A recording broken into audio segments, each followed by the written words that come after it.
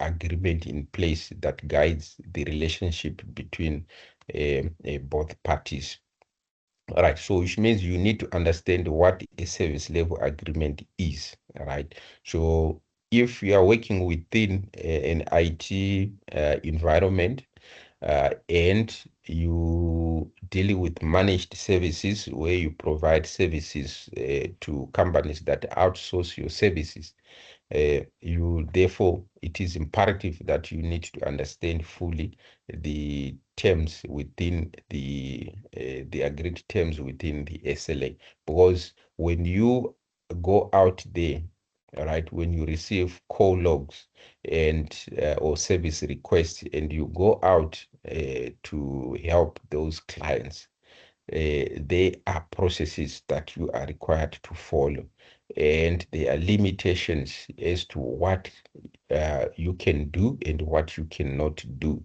So therefore, you need to have a clear understanding of those terms of the agreement, so that you don't find yourself violating the terms of the SLA. Okay. All right.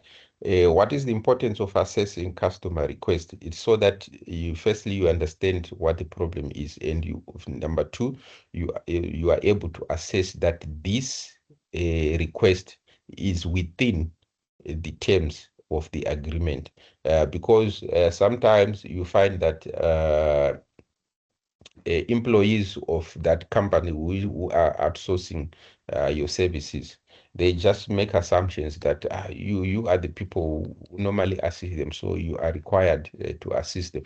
Perhaps maybe your service level agreement only deals with help desk support, but now there is a network failure, of which that network, there is another service provider that installed and they support and maintain that network. So that's not part of the SLA. So if you receive a query or a request to say our network is down, so therefore we are requesting assistance, uh, you then need to assess that and then establish that is it within the confines of what you are expected to deal with within your SLA, or it's something that is outside the confines of your SLA. So if it is outside, then you have to respond appropriately after doing the assessment to say, unfortunately, this matter has been escalated incorrectly to us. We don't deal with network issues. Those have to be dealt with by the network provider. Okay, so you can only be able to do that after doing a proper assessment of the customer request, right? So that is the importance of doing that. And then also, once you have done a proper assessment, and then it means a proper diagnosis is going to be done. Then you'll be able to formulate a solution which you are going to implement, and that solution enables you to be able to estimate the turnaround period in which the issue is going to be resolved.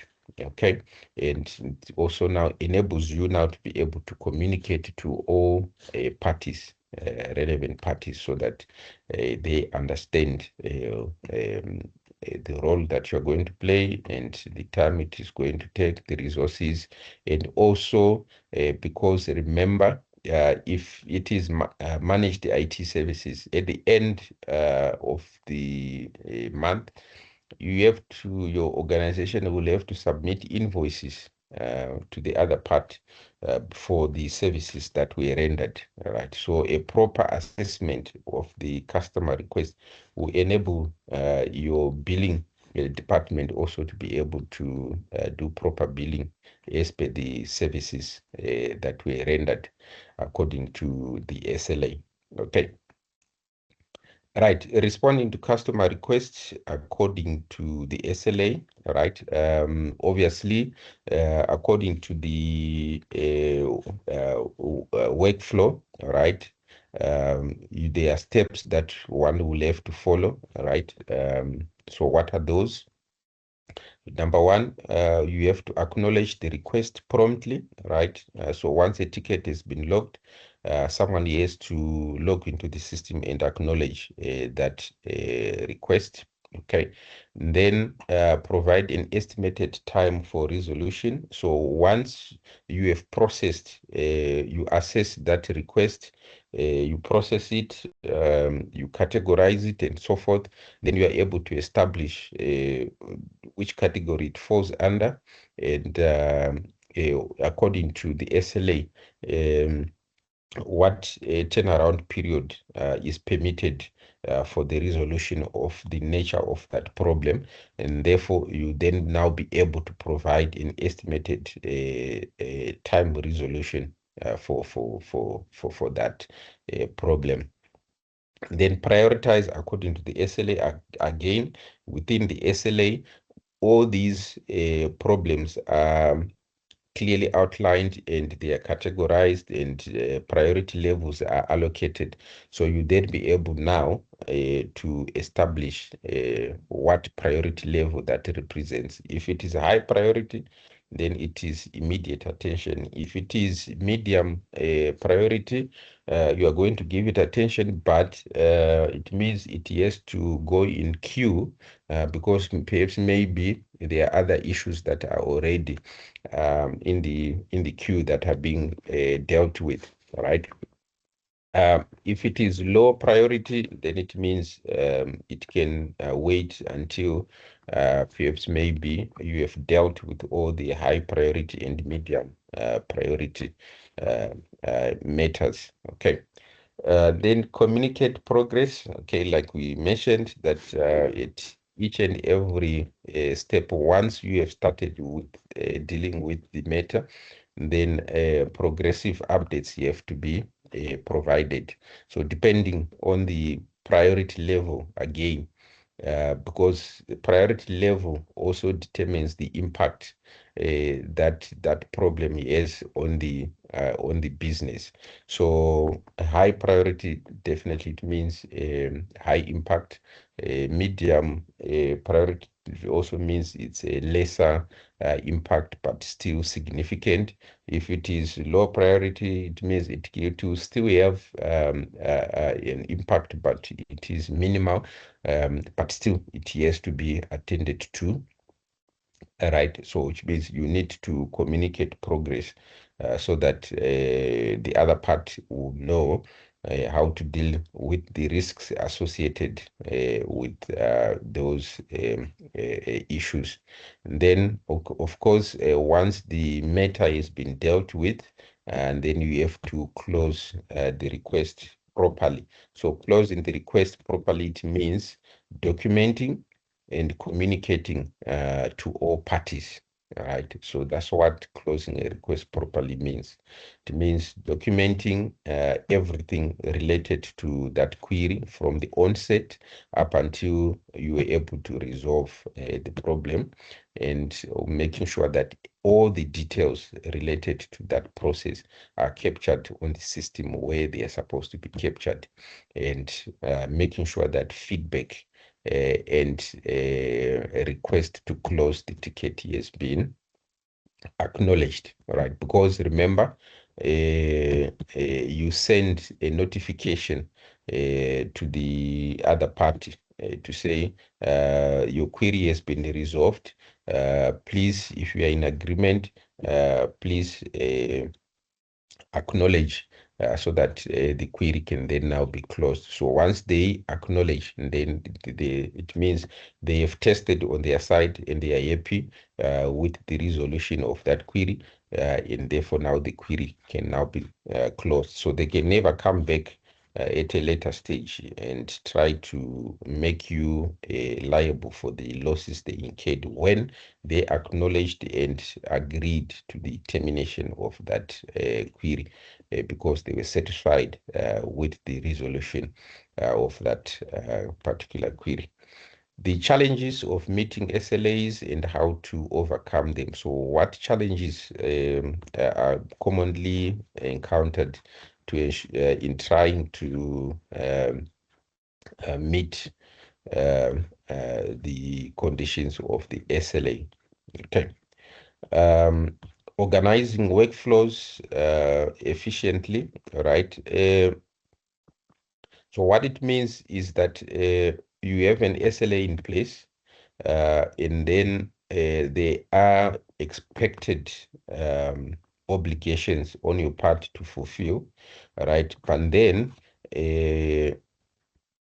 you have to establish workflows that you have to be followed, right? So what it then means is because the SLA requires that you need to follow these processes, right? Therefore, it means you need to ensure that your workflows have been organized quite effectively so that they don't act as a hindrance to the progress of you responding to the queries. Okay, because sometimes where you have structured processes that you have to be followed, it can act as an inhibiting factor. All right, you can, for instance, you can find that you dispatched a team of IT support technicians to that company. While they are there, right, then another issue is raised by people, by the users within that organization. So the people back in your office, you've now received this query, but they cannot allow the people that are already that side to work on that query. And because according to the system, that query has to be escalated, certain processes have to be followed, and then it has to be allocated to other people. Maybe it is the system that does the automatic allocation. So if it does that, then you find that the people that are already on site are not the people that have been allocated. So which means now you can't ask those people to attend to that problem while they are still there, because the system won't allow them. Because perhaps maybe once a ticket has been allocated to a particular individual, it is only them we have to log in and actually attend to that particular. So it becomes a hindrance to how you can efficiently respond to queries that are being raised. So to work around that, it means you create your workflows in such a way that they are flexible enough so any team member can log in, perhaps maybe, and work on a ticket or on a query, as long as they are able to resolve the problem, and then the system allows them to log and capture the details of that, and the system can resolve that. So that is basically working on your workflows and making sure that they allow efficient resolution of problems without actually imposing any limitations. Communicate honestly with customers, so which means you have to communicate, do your proper assessment, do your assessment, analyze the problem, provide solutions, provide a work plan, and communicate that to your clients so that they know and understand. They don't have a, sorry guys. Okay, so that they don't have to guess what turnaround period is required and so forth. So once that has been done, then it means you are working within the terms of your SLA, all right? As long as the SLA says periodic updates you have to be provided, and then you have to continuously adhere to that. Continuously monitor and improve performance. So you know that you need to do what is called maintenance of the SLA, right? So maintenance of the SLA includes you working to improve on the workflows and ensuring that you improve efficiencies of the processes that you follow in resolving the problems, including resolving anticipated problems within the system, right? So you know that this organization is working with this particular or these particular systems, and you work around improving those systems so that there is less issues that are going to be raised, right? So that is part of maintaining the SLA, right? So depending on the type of SLA that we have agreed upon. Some SLAs are once off, all right? So once the SLA has been signed during the duration of the SLA, the amount paid to the organization is going to remain consistent, right? Because it is agreed like that. Whereas some SLAs, it means the service provider will have to bill the other party. So which means you wait for queries to be raised. Once you attend to those queries, then you raise your invoices according to the queries that have been raised. Okay. So in that situation, then it becomes difficult to improve the systems of the other party because your performance contract does not entail you improving their system. So the more you receive queries, the better for you. But in most SLAs, it's a once-off, which means on a monthly basis, the amount is fixed, and therefore it is expected according to that SLA that the service provider will have to provide support and to provide maintenance and continuous improvement of their system. So which means it becomes your responsibility to assess their systems, monitor their systems, and to ensure that you are constantly putting measures to improve their system so that its performance keeps on improving as well, so that they don't encounter problems. And also, when you have such kind of an SLA, you actually want less of your staff to be deployed out to go to the site because it's a cost for you to deploy staff to go there. So as long as you maintain the system working efficiently and you improve it, then it means you are actually reducing costs. That's part of SLA management. Key elements of problem assessment and investigation, right? So once a problem has been raised, okay, a query has been raised, what are the aspects that you have to take into consideration when you are doing the assessment of that problem or you are doing your investigation? Right.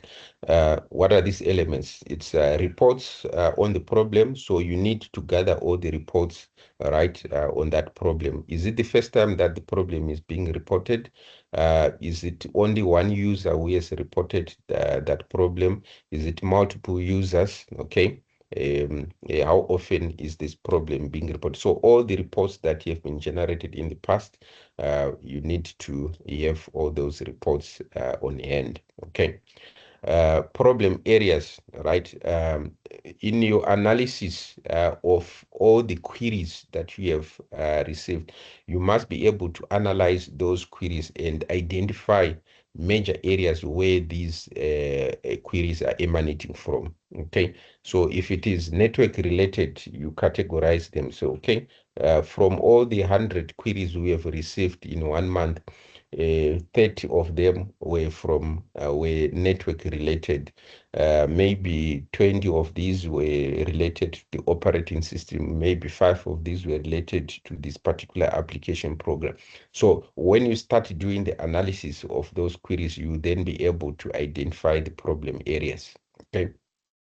Then type of systems, right? So when you are investigating, you need to have an understanding of what type of systems are actually in place, right? Remember we said within an organization, you might have multiple systems that are being used. In HR, there's one. In payroll, there is one system. In finance, there is one system. In asset management, there's one. In auditing, there's one. So there are various systems that are being used within that organization. All right. So what type of systems are being used? So you need to have a clear understanding. So when you investigate, so if there is an SLA in place, these are the things that before you sign the SLA, when you are doing your requirements gathering, you need to have a profile in understanding of what systems do they have in place, so that you understand how these systems are integrated and so forth, so that when you receive queries, already you have a map, you can anticipate, you know how to direct these problems, because you understand what systems are in place, and therefore you can understand the problem, the nature of the problem according to the system. You'll be able to relate to the systems that are in place. Then context of the problem, all right. You also need to understand that it is important because the context has to do with the current circumstances, right? It might be that within that area there is a development that is happening, right? Maybe there is a power station there that is burned down. So obviously it's going to affect power to certain aspects of the system. Maybe there is a major network infrastructure damage, or there is a downtime in terms of the networks. Perhaps maybe there is an incident where perhaps maybe a particular IT infrastructure was stolen and so forth. So the context of the problem is also important to understand the history and what type of solution needs to be put in place. All right. If it is a once-off problem, like if there is an intrusion and then someone damages the IT infrastructure, perhaps maybe it's a once-off thing. So it's not something that is going to recur. So that is the context. So you know that no, it's a once-off thing. It's not something that you uh, most likely going to recur in the short time. Then desired result. Okay, you need to understand what is the expected outcome of your investigation. All right. Is it that they just want the problem to be fixed so that they continue operating on the same system? Is it that the users are complaining because they want the system to be changed, or maybe they want the interface to be changed, or they want the process to be changed? What is it? What exactly is the desired outcome of that particular investigation? Okay, so those are the elements that one will have to take into cognizance when you are investigating a particular problem that has been raised by the client. What key information is in support records? Okay, so when you document, when you receive these support queries, and you start capturing information about these, and you are recording and documenting this, what sort of information is required to be contained in those support records? Number one, date and time of request. Those date stamps quite crucial for various reasons. Number one, for keeping track of when was the query raised, and therefore estimating the turnaround period. So the duration of when you are going to resolve the query is determined by the date and the time when the query was actually raised. Okay, but at the same time, remember, this is a service level agreement, so there are obligations that are clearly outlined in there, which have got legal implications. So therefore, that the date and time of request is very important, is a date and time stamp. in terms of when was the query, and therefore what was the obligations of both parties and so forth.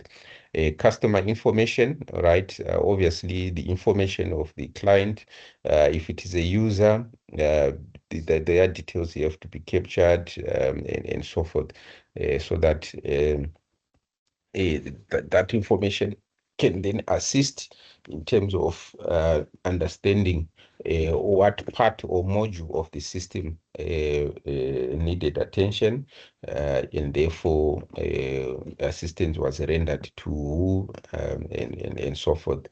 Actions taken, right? Obviously, all the steps, the decisions that were taken, what needed to be done, all that has to be documented. That information has to be captured, either within the system or some kind of a logbook that has to be completed throughout the process of dealing with that query. Results of actions taken, right? So obviously, once a resolution has been put in place, what was the outcome? Was the query resolved? If it was resolved, what recommendations are you putting in place? Were the clients satisfied with that? What sort of information are you capturing about that, which can be used later on in the review to assist dealing with similar challenges? If the issue was not resolved, okay, so what was the decision? And what needs to happen moving forward? What was the justification for that? So all that information has to be captured within those support records, because these are crucial records, all right, that can be used to determine what are the issues with the system, what are the common problems, what needs to be improved, and so forth. So those in decision making can come back to that information and use that information to make decisions about that system. Support actions are promptly initiated to resolve the fault in accordance with agreed procedures. Okay. So once a request has been initiated, right, according to the SLA, what support initiatives are you going to put in place to support the clients? Okay. Promptly initiating support actions, that's very critical. So if, according to the SLA, if their system is not working, are you able to log in and quickly provide or assist them to resolve that problem so that they can continue working? Or if you anticipate that it's something that is going to take long to resolve, then what measures are you going to put in place? Are you going to provide them with a replacement system to use in the meantime, so that they can continue with their work? So whatever measures need to be put in place to support them, those need to be put in place. Technical advice. If the issue is technical, right, maybe it could be a hardware issue, it could be a application, a software issue, it could be a network issue. So you need to provide that technical advice so that the issue can be resolved promptly. Diagnostic and remedial actions, you need to quickly diagnose, find out what is the problem, and therefore what measures need to be put in place to quickly resolve that problem, providing clear instructions. If there are things that they need to do, measures that they need to take, you need to give those measures in clear instructions which can be followed and then can be implemented. Okay, following agreed procedures. If there is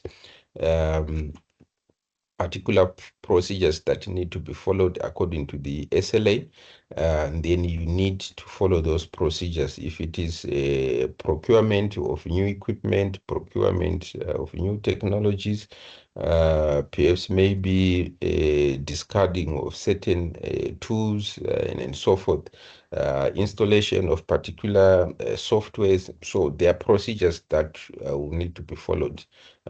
So those should be clearly outlined in the SLA, and those should be followed. So as long as all these things are articulated, and then you implement them promptly to try and assist the client so that they are able to continue with their work. Relevant colleagues are informed of any unresolved problems. Okay. So firstly, your line managers need to be informed, because they are the ones that will need to make the next level of decisions, right?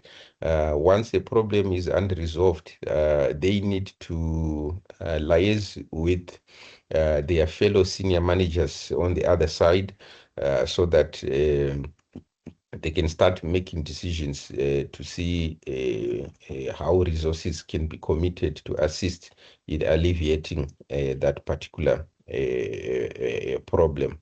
Because now authorization is required to procure other resources, or to make decisions to deploy other resources, and so forth. So which means these managers have to be informed, informing technical specialists so that those specialists can then go and attend to those problems. If it is something that requires some technical specialists, for instance, if it is network administrators who need to go there and fix the network infrastructure, then they need to go and do that.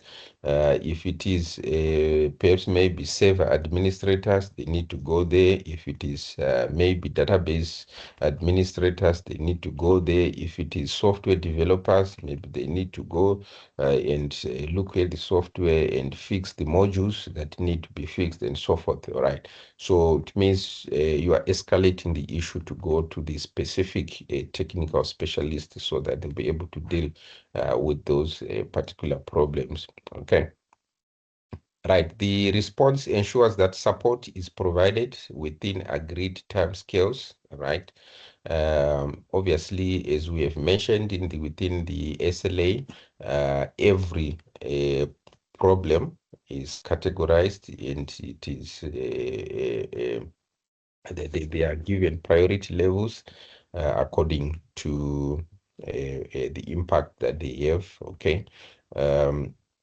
So therefore, the turnaround periods are also clearly outlined depending on the impact. Okay, so clear prioritization of issues. Okay, so you need to ensure that all the issues are clearly prioritized. So once you receive a query, then you are able to reference the SLA to assess at what priority level that issue falls within, so that you then follow the correct procedure to escalate.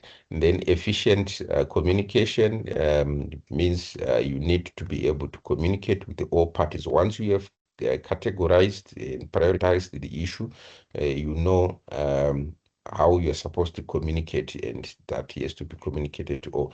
Time management and resource allocation, right? So once it has been escalated, and the time and the turnaround plan has been put in place, you need to adhere to that, and adequate resources have to be allocated to ensure that you are able to resolve that query within the allocated time as per your resolution plan.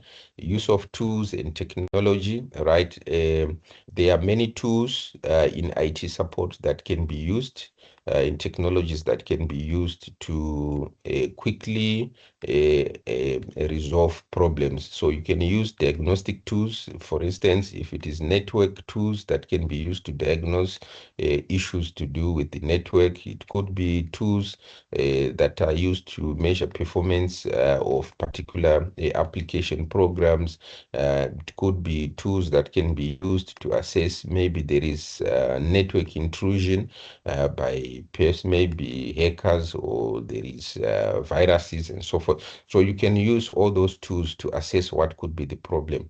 Okay, and then those tools will make it much easier and more efficient for you to resolve, to diagnose and resolve those problems. Okay, and sometimes those tools and technologies are agreed upon within the SLA, that the service provider will have to provide such tools to make it much easier.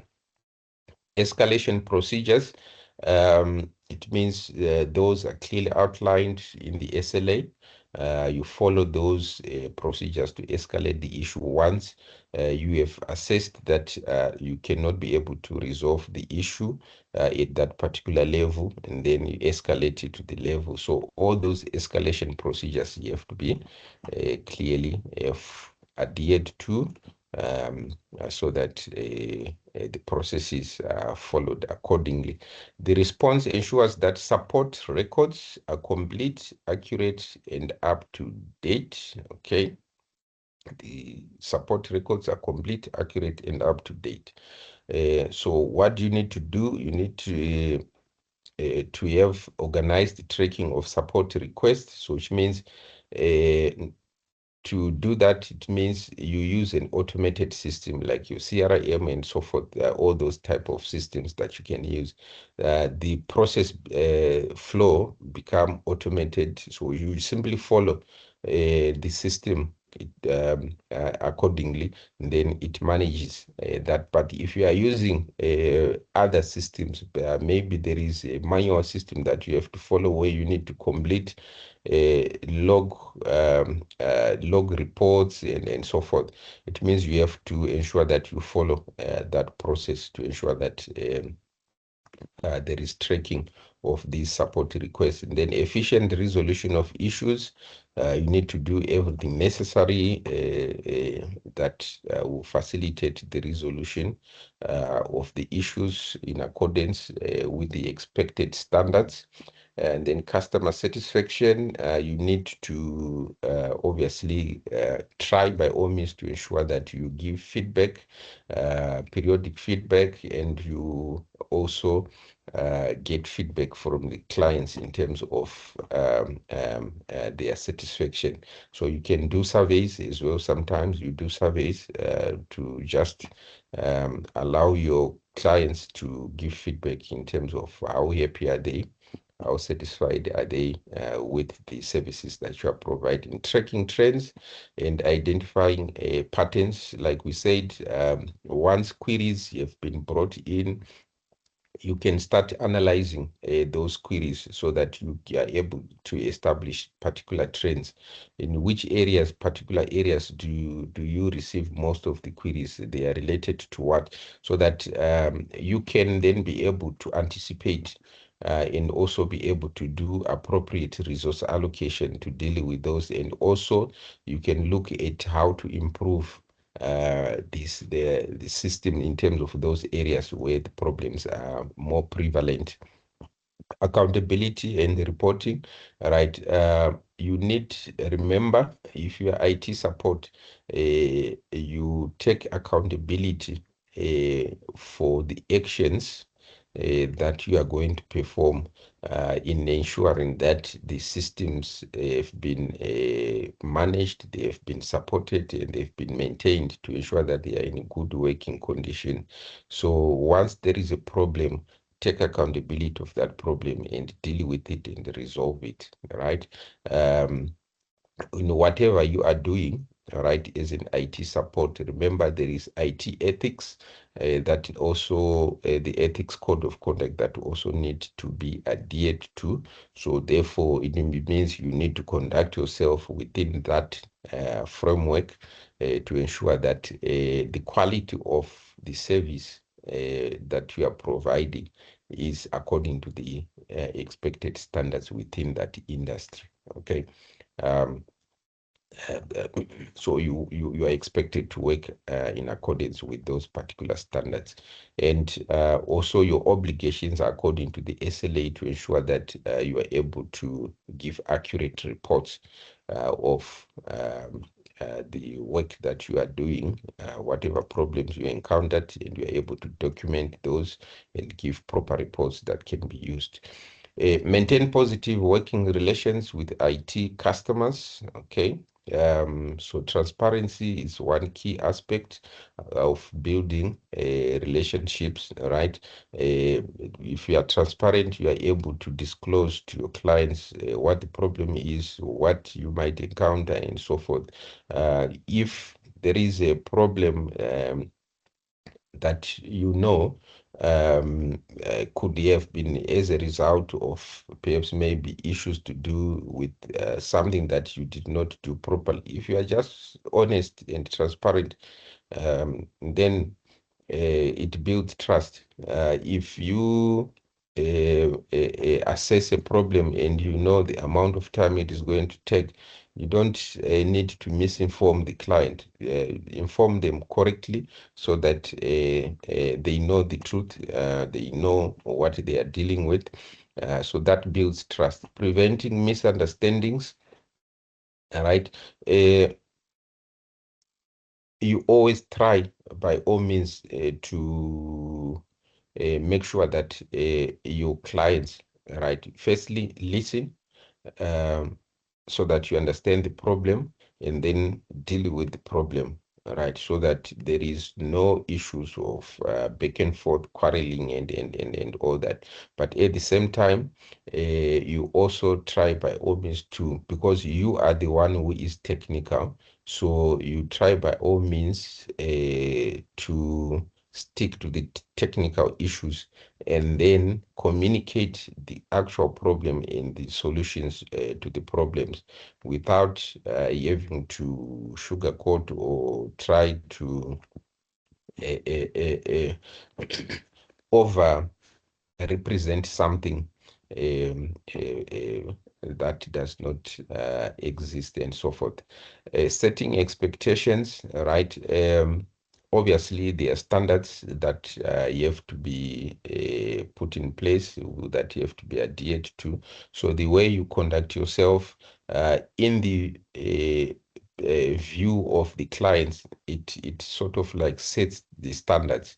So whenever you respond to their queries, they have they have an anticipation of the certain standards that we have set in the past, so they stick to those. So there is that expectation that you always adhere to that, to those kind of standards. So you need to consistently pursue high standards in terms of how you perform your duties, encouraging collaboration, right, amongst your team members, as well as working with your clients, right? So whenever they encounter problems or they anticipate that they might have problems, then they need to have a collaborative spirit, to say once we have a problem, it's not us against them. We are working together. I just have to escalate my issue and work with them through the problem, and then they'll be able to assist me. All right, so that is the kind of relationship that you want to build. How to effectively communicate progress. Okay. Regular updates. So we've looked at this regular updates, clear and concise information, timeliness, right? Needs to be done timelessly. Tailored communication, because you are dealing with a specific issue that belongs to a particular client or individual. So you cannot use the response from yesterday's issue to another. So it has to be tailored to that particular individual. Using collaborative tools. So there are many tools that you can use to ensure that you be able to communicate progress to the other stakeholders. Okay, so Usually, you can use emails, you can use Teams, you can use project management softwares that manage workflows, for instance, like your Mandy.com and others that allow you to create workflows, and then everyone will then be able to see the progress on those issues and what information is being shared about that. You can also use customer relationship management systems that also facilitate that. So those are collaborative tools that can be used to communicate progress. The role of communication in building positive relationships, like we have already established, you need to demonstrate professionalism, okay, enhancing customer satisfaction, always trying by all means to assist them and to anticipate what problems they might face, and then providing solutions to those, reducing frustrations, encouraging a future collaboration and so forth. So all those roles that communication can play in building positive relationships. Strategies for handling conflict. Um, so what you have to do is to have active listening, like we mentioned. Um, Pay attention, listen carefully, listen to the problem, details of the problem, and not the noise. Okay, so that's active listening. And then showing empathy, right? Staying calm and professional. So even in the face of being shouted at and so forth, simply remain calm, focus on the problem, and be professional, respond professionally, clarifying the issue, because you are technical, you understand what the problem is. So you then be able to clarify, explain to the user what the issue is and how they can be able to get around it. Offering solutions, that is always the best. Where there is a problem, there is a, once you have done your diagnosis, you know there is a solution, you provide the solution that will fix the issue. Not to blame, even when where you can clearly see that the client is the one who is wrong. Um, you cannot come out and say, but you are wrong. I blame you for this and that. That is unprofessional. That is not encouraged. Apologizing when necessary. So when it is necessary that you have to acknowledge that perhaps things could have been done better. You apologize, and then you work on implementing the solution. Setting realistic expectations. Don't overcommit. Always set realistic and objective expectations that you know you'll be able to accomplish within a reasonable timelines. Okay. The importance of follow-up contact, right? So once the issue has not been resolved, like we mentioned, and then there is a requirement that you need to leave a follow-up contact. Why is it important? It is for demonstrating commitment to customer satisfaction.